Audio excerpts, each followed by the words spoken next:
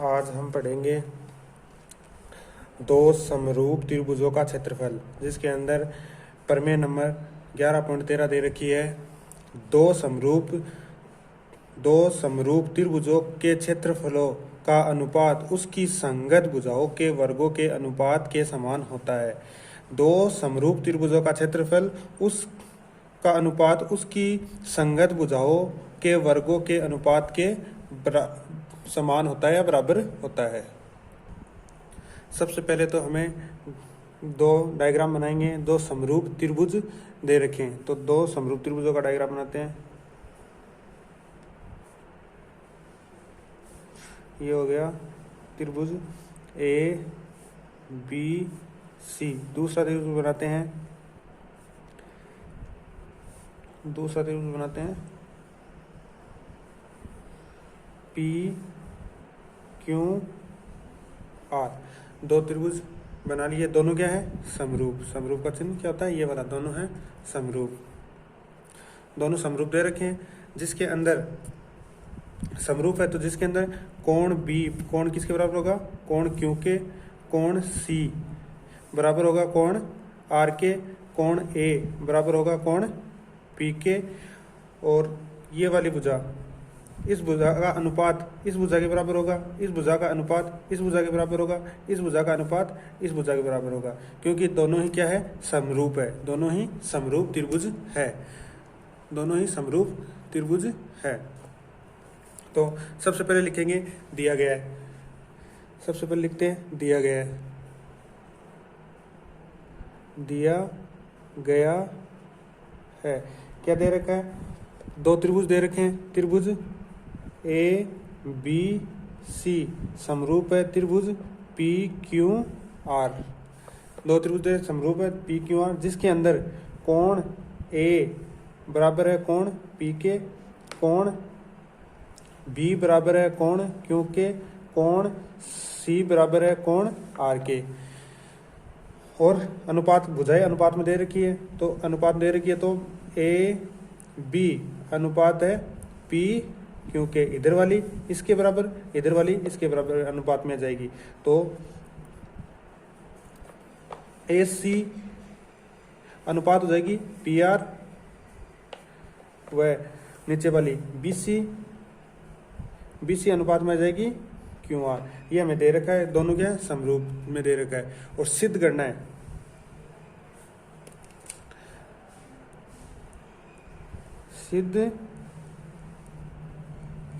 सिद्ध क्या करना है हमें कि त्रिभुजों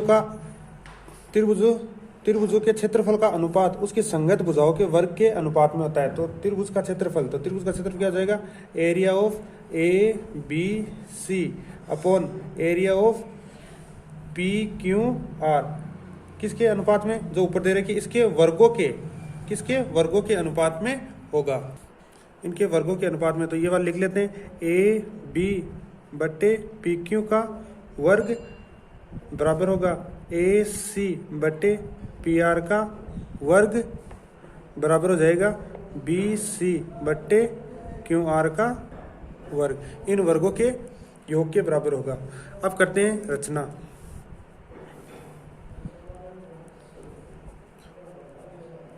रचना के अंदर क्या करेंगे कि यहाँ से लंब डालेंगे किस पे? BC पे। और ऐसे ही इस पे लंब डालेंगे BC पे, और ये कितने का हो जाएगा? 90 डिग्री का। और ये भी हो जाएगा 90 डिग्री का।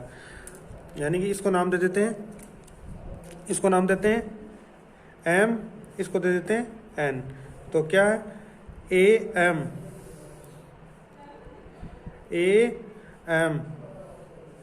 लंब है BC पे, तथा एक ये PN लंब है किस पे? QR पे। ये कर दी हमने रचना। इसके बाद करेंगे उत्पत्ति के अंदर क्या करेंगे? हम जानते हैं त्रिभुज का क्षेत्रफल क्या होता है? त्रिभुज का क्षेत्रफल 1/2 गुणा आधार गुणा ऊंचाई। 1/2 आधार गुणा ऊंचाई। तो सबसे पहले ले लेते हैं त्रिभुज ए बी सी। तो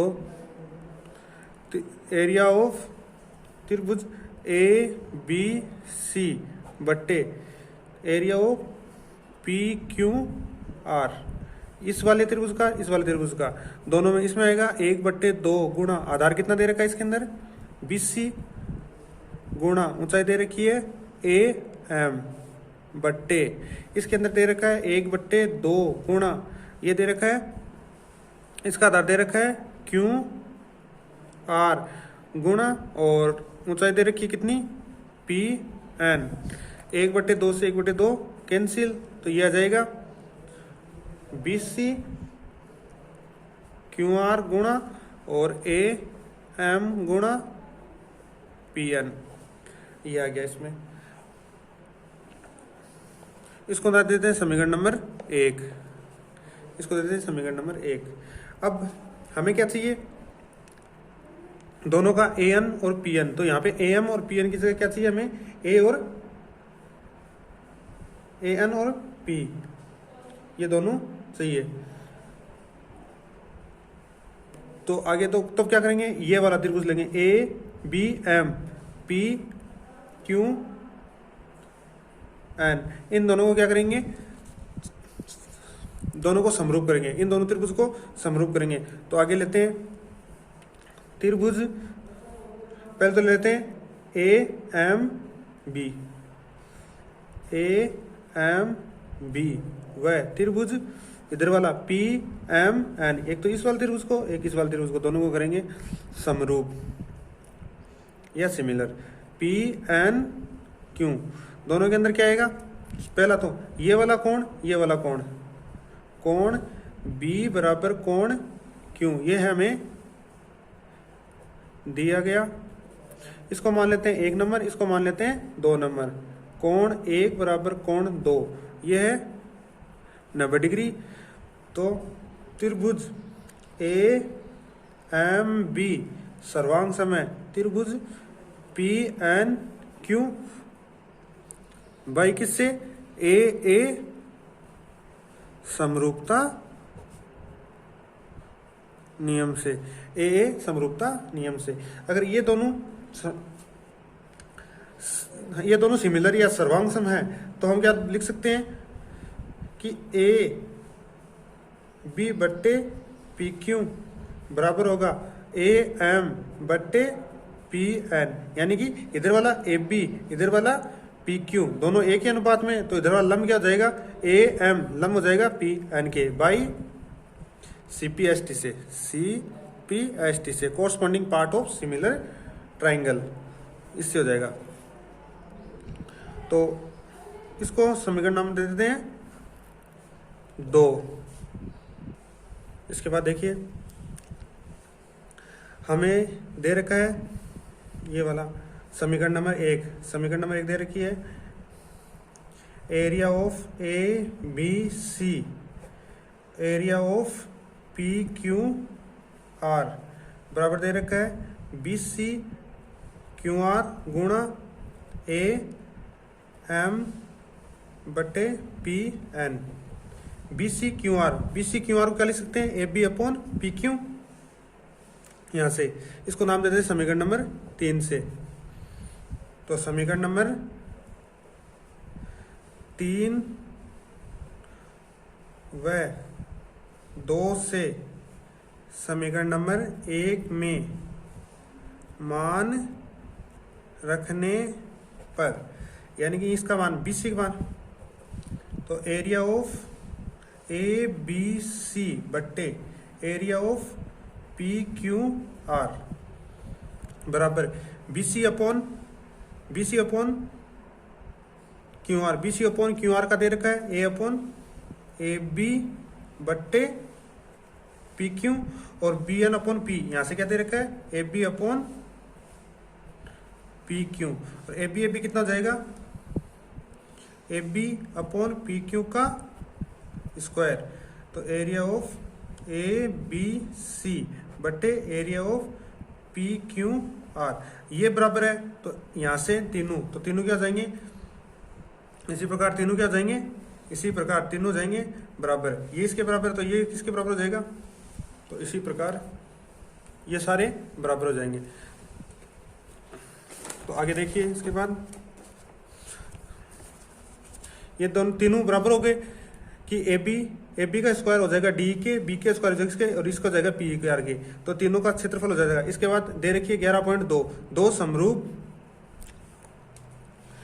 दो समरूप त्रिभुजों का क्षेत्रफल का अनुपात एक शीर्ष पर डाले गए संगत लंब के वर्गों के अनुपात के बराबर होता है।